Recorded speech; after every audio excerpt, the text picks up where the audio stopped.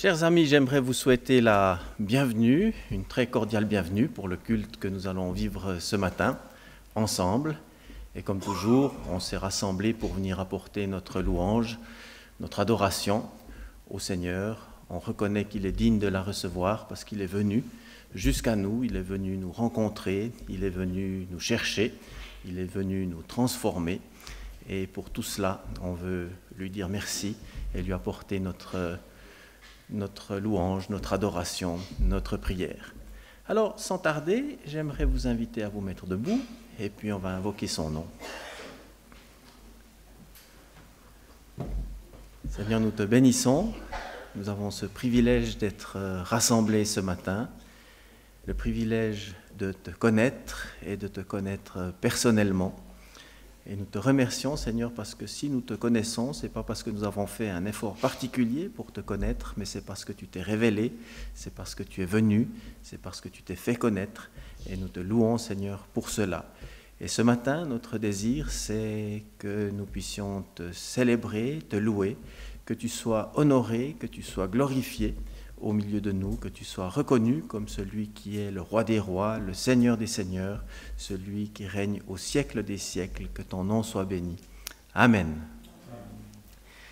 Alors je vais laisser Niki et puis les personnes qui sont avec lui pour nous conduire maintenant dans la louange. Le message d'aujourd'hui fait suite au message que j'ai partagé avec vous ces derniers dimanches sur le thème « Connaître Christ ». Et aujourd'hui, il s'agit du 4e message sur ce sujet. Alors, si vous n'avez pas suivi les messages précédents, ne vous faites aucun souci. J'imagine que vous n'aurez aucune difficulté à suivre le message d'aujourd'hui.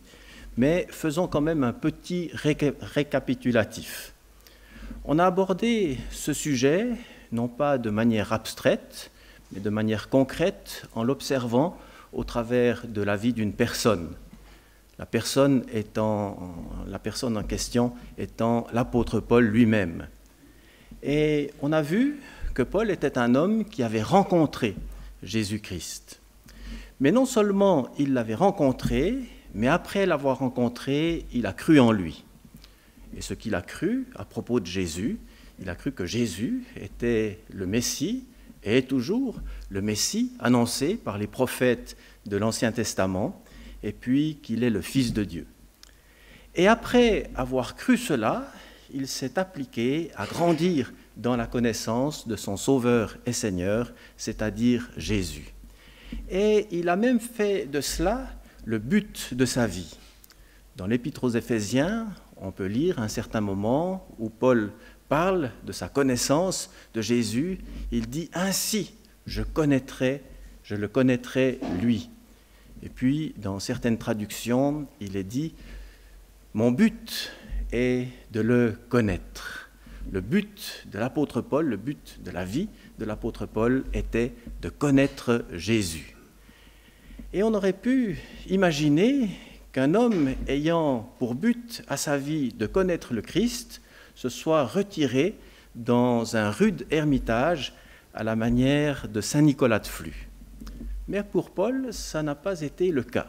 Au contraire, il a parcouru des milliers de kilomètres et rencontré des milliers de personnes. Parce que si l'une des faces de sa vie était bien de connaître Jésus, l'autre face était de le faire connaître. Et connaître Jésus et le faire connaître sont en fait les deux faces d'une même pièce. Lorsqu'on connaît le Christ, on a envie, on cherche à le faire connaître. Et quand je dis le faire connaître, je ne pense pas uniquement au témoignage personnel, qui est bien sûr un moyen très efficace de faire connaître Jésus, mais on peut prendre d'autres exemples. Par exemple, prier pour un missionnaire au loin, c'est participer à cette action de répandre à travers le monde la connaissance de Jésus-Christ. Ou tout simplement participer à la vie de l'Église locale, c'est participer au témoignage que cette Église génère, tant il est vrai qu'un des buts de l'Église, c'est de répandre la connaissance de Christ. Et bien sûr que dans tout cela, le témoignage, ce qu'on appelle le témoignage personnel, c'est-à-dire parler personnellement de Jésus-Christ à son voisin, à son collègue de travail, à sa famille, à ses amis, sera toujours le moyen privilégié par lequel cette connaissance se répand. Malgré tout ce qu'on peut, de tous les moyens dont on bénéficie aujourd'hui et par lesquels l'Évangile est transmis, la radio, la télévision, l'Internet, aujourd'hui qui sont des moyens très efficaces, on ne pourra jamais se passer du bouche à oreille. Je connais une personne âgée maintenant qui dernièrement a été hospitalisée. Et elle avait été missionnaire et je crois que la question principale qu'elle s'est posée par rapport à son hospitalisation ne concernait pas spécialement son état de santé, mais plutôt pourquoi est-ce que le Seigneur m'a envoyé ici? Et la réponse qu'elle a trouvée ne s'est pas fait attendre, pour témoigner de Jésus-Christ. Et elle l'a fait avec manifestement des fruits tout à fait remarquables. Et si l'apôtre Paul avait été dans une telle situation, je pense qu'il aurait fait exactement la même chose. Et le texte que je vous propose de lire ce matin le confirme. Je vous invite à lire dans l'épître aux Romains, au chapitre 15. J'aimerais lire depuis les versets 14 jusqu'au verset 21. Romains 15, 14 à 21.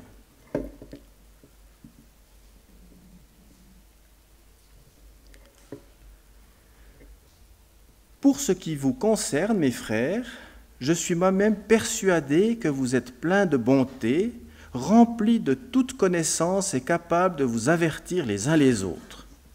Cependant, à certains égards, je vous ai écrit avec une sorte de hardiesse, comme pour réveiller vos souvenirs à cause de la grâce que Dieu m'a faite, d'être ministre de Jésus-Christ pour les païens. Je m'acquitte du service sacré de l'Évangile de Dieu, afin que les païens lui soient une offrande agréable, sanctifiée par l'Esprit Saint.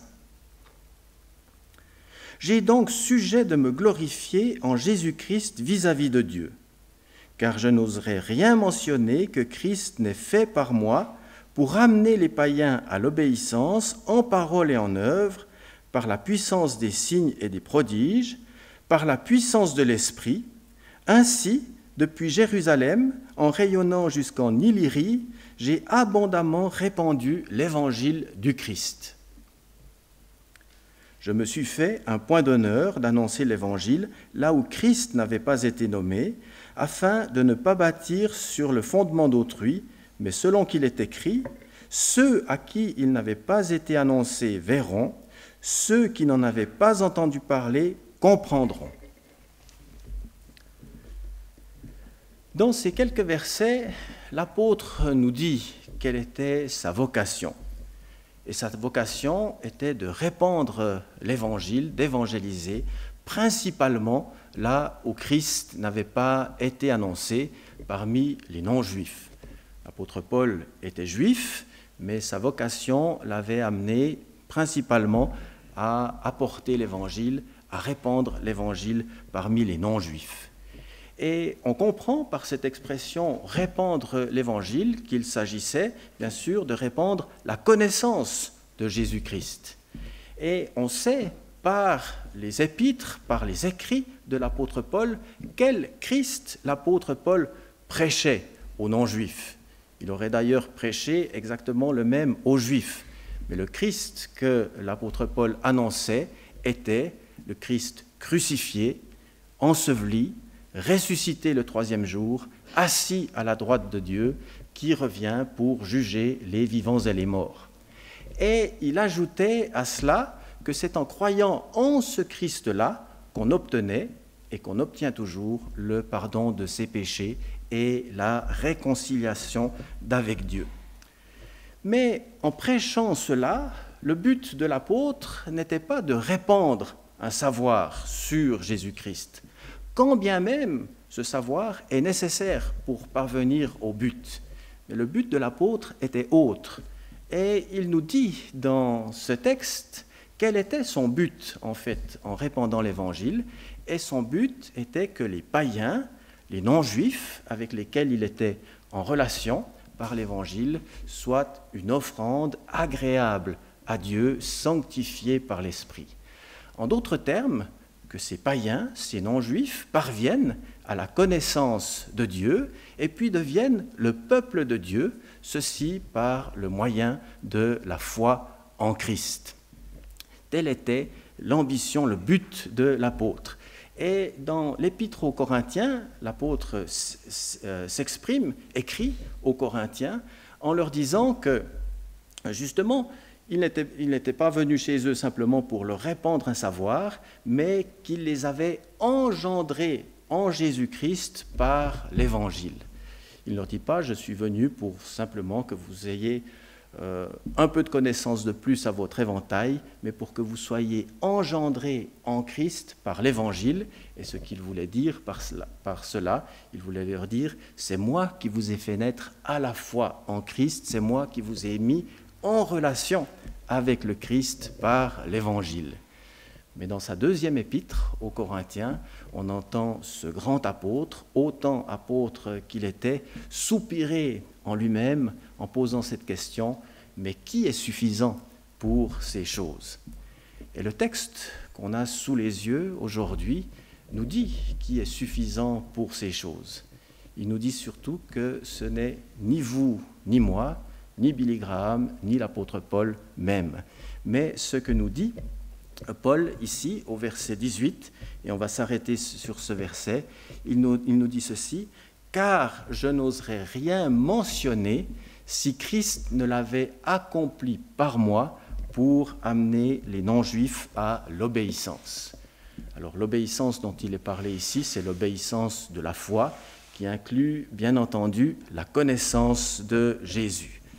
Mais si on se base sur ce verset, on peut dire la chose suivante, c'est que celui qui est suffisant pour amener les gens à la connaissance de Jésus-Christ, c'est Jésus-Christ lui-même, qui agit au travers de nous, qui agissait au travers de l'apôtre Paul. Une missionnaire qui s'appelle Madame Suzanne Scott Sutton a écrit ceci dans un livre qui s'appelle « Une vision des profondeurs ». Elle dit « Son objectif est de nous remplir de lui-même, de façon à ce que ça soit lui qui vive sa vie au travers de nous. » Et puis elle ajoute encore un peu plus loin « Mais pour que nous soyons remplis de sa vie, il faut pas auparavant que nous soyons vidés de la nôtre. » Et l'apôtre Paul pouvait en quelque sorte dire cela, dans le sens où il disait « Ce n'est plus moi qui vis, mais c'est le Christ qui vit en moi. » Et c'est ce qu'il dit ici d'une certaine manière.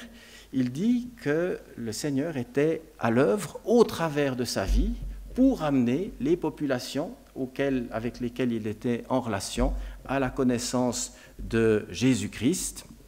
Et il mentionne 4 domaines au travers desquels le Christ était actif pour justement répandre cette connaissance de Jésus.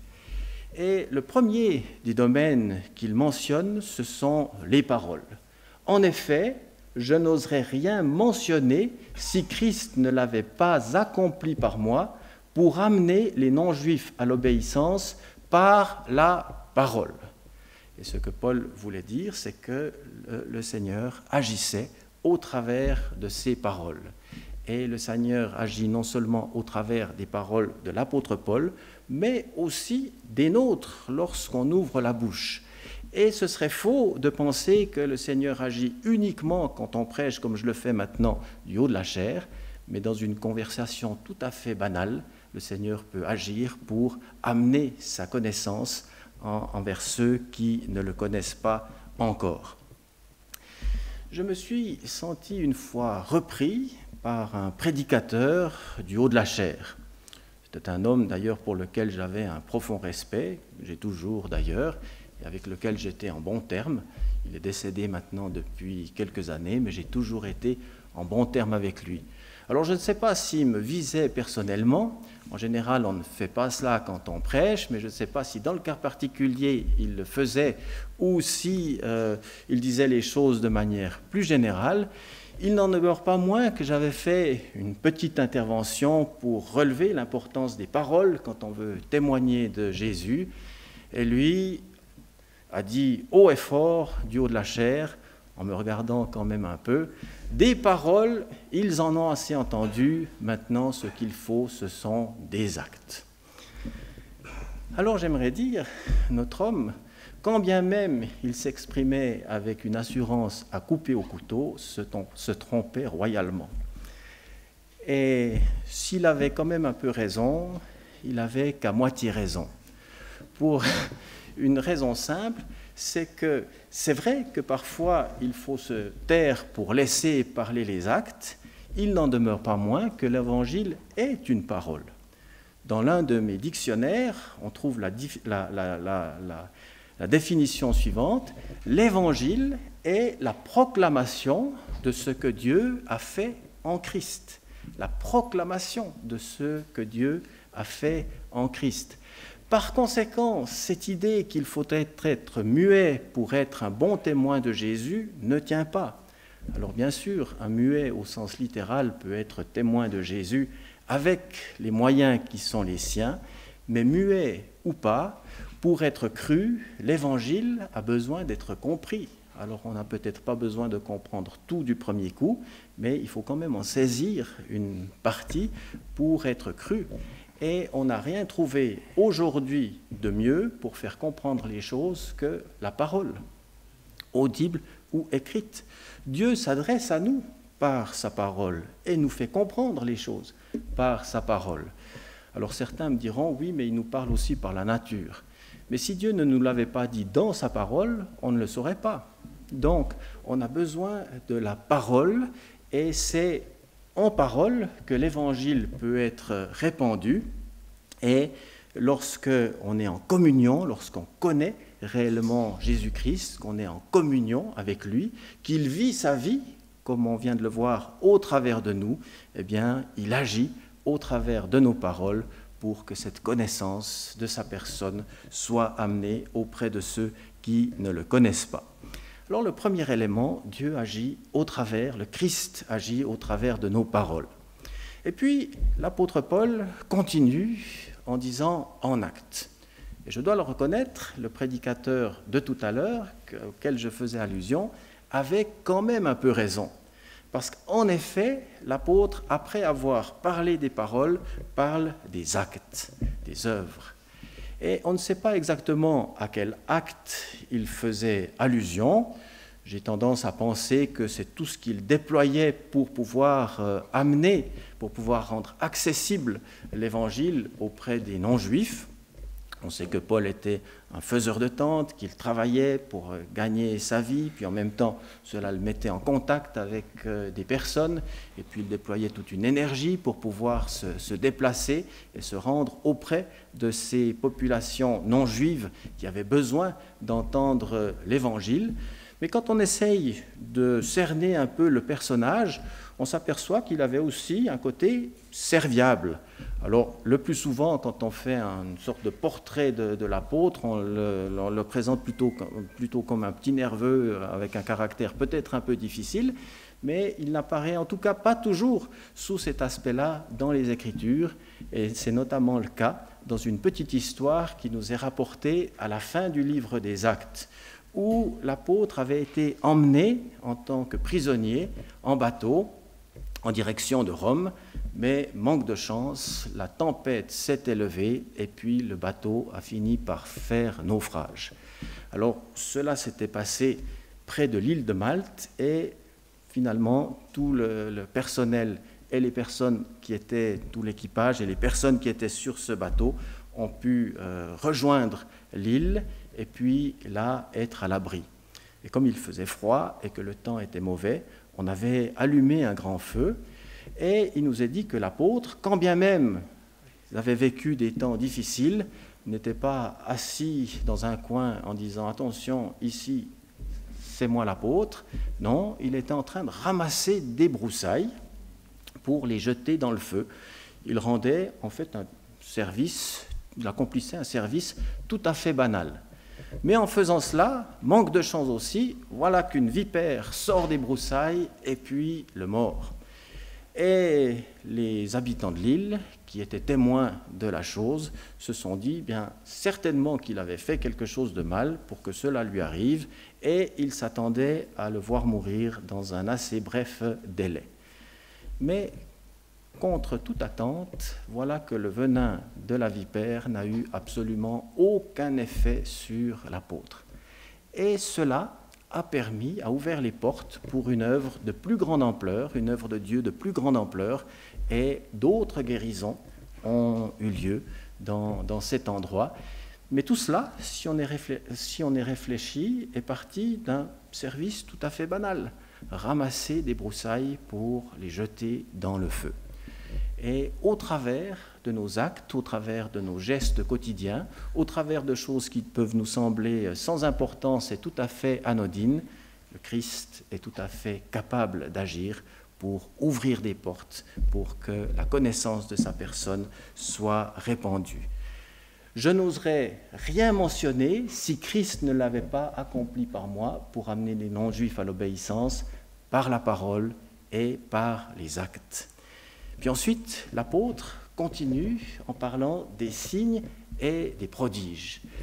Le Seigneur était à l'œuvre dans sa vie aussi au travers de signes et de prodiges. C'était notamment le cas dans l'histoire que je viens de raconter sur l'île de Malte, où des guérisons ont eu lieu, mais l'apôtre Paul a été témoin de différents signes et prodiges qui n'étaient pas toujours des guérisons. Par exemple, quand il était prisonnier à Philippe, et puis qu'en louant le Seigneur dans la nuit, tout à coup, la prison a commencé à trembler, les portes se sont ouvertes et les prisonniers ont été libérés.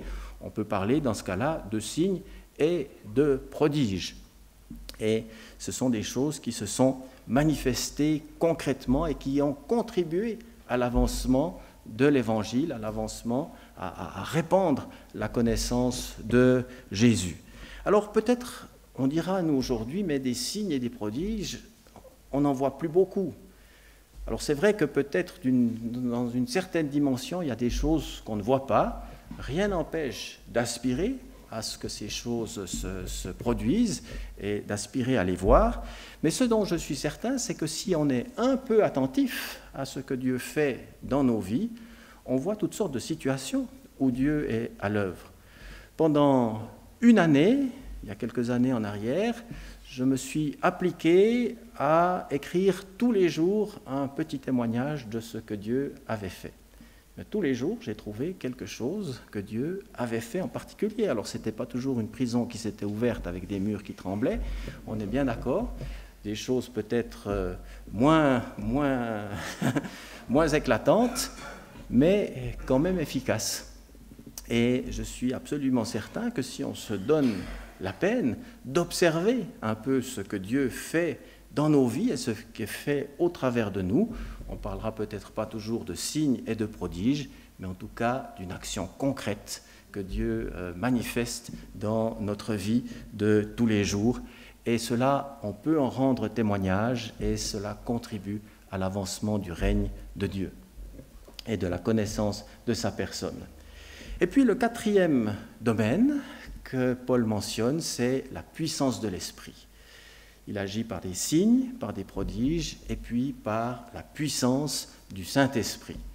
Alors dans certaines traductions, c'est le cas de la traduction du Semeur, il est dit par des signes et des prodiges, c'est-à-dire par la puissance du Saint-Esprit, étant entendu que cette puissance du Saint-Esprit se manifeste par des signes et des prodiges. Mais je pense qu'on peut élargir un peu la chose, parce qu'en fait, ce que nous dit l'apôtre Paul ici, c'est que le Christ agissait dans sa vie de manière continue, par ses paroles, par ses actes, par des signes et des prodiges, et le Seigneur agit dans nos vies par son Esprit, par la puissance du Saint-Esprit. Et bien sûr que dans l'œuvre de témoignage à laquelle nous sommes appelés, nous ne pouvons pas faire l'économie de la puissance du Saint-Esprit. Et ce sujet-là me semble tellement important que je ne vais pas m'y arrêter trop longtemps maintenant, mais j'aimerais y consacrer un message entier la prochaine fois. comment être rempli et puis comment cette puissance du Saint-Esprit se manifeste.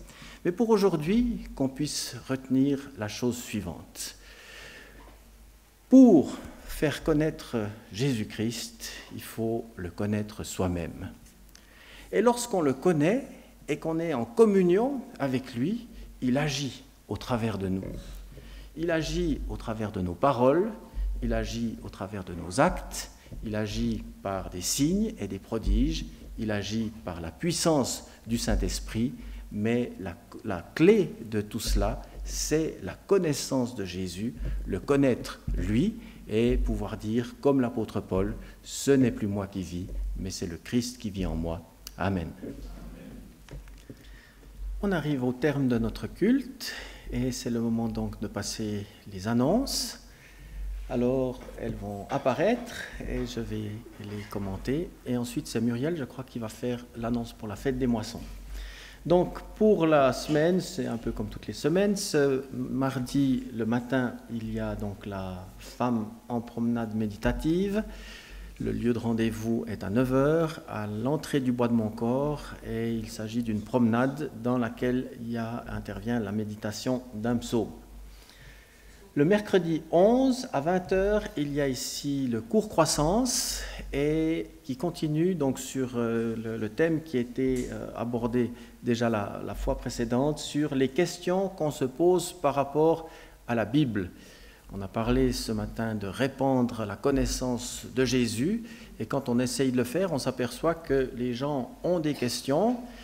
Et puis, ils ont des fois des questions auxquelles on est un peu embarrassé pour répondre. Et le but de ce cours, c'est précisément de nous équiper, de nous former pour qu'on puisse répondre à des questions que parfois les gens ont, déjà des questions qu'on a parfois nous-mêmes et sur lesquelles on n'a pas toujours les réponses, mais aussi qu'on puisse ensuite être équipé pour répondre aux questions qu'on nous pose à nous. Le jeudi 12, il y a la réunion de prière à 14h qui est en ligne. Et puis, samedi prochain, il y a la rencontre féminine qui a lieu donc ici à 9h, de 9h à 11h, avec la présence du couple Brenner, je crois, ou Anat. Pardon ? Anat et sa fille, d'accord. Donc, on connaît le couple Brenner et le travail qu'ils développent en Israël, auprès des défavorisés, des prostituées, des toxicomanes. Et puis ils seront là, bien sûr, pour rendre témoignage aussi de tout cela. Donc ça, c'est le samedi 14. Dimanche 15, bien, il y a les deux cultes, comme aujourd'hui, 9h et 10h30. Et puis le 5 novembre, alors ça, c'est une date importante à retenir, la fête des moissons. Mais je vais laisser Muriel donc, pour une annonce plus complète à ce sujet.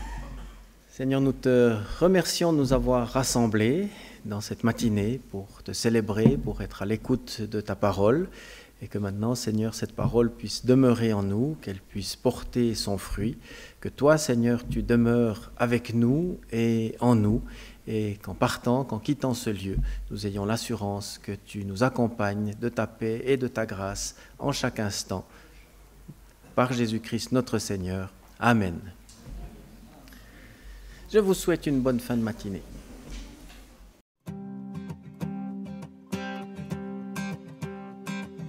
Quittant la gloire de ton ciel, tu es venu sur terre.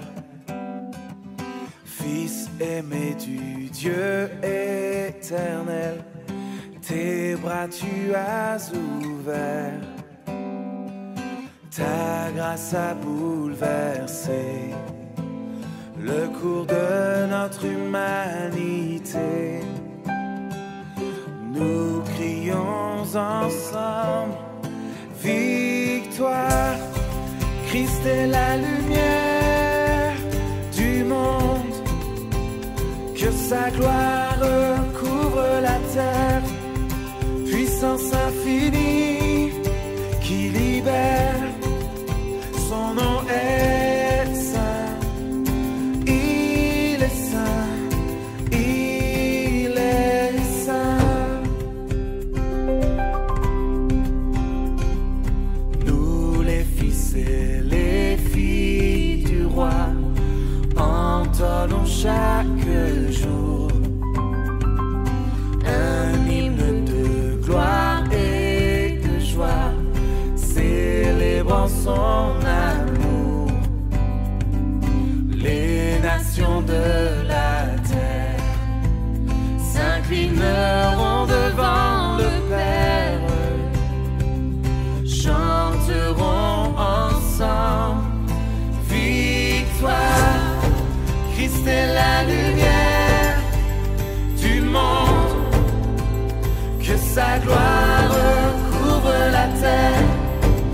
puissance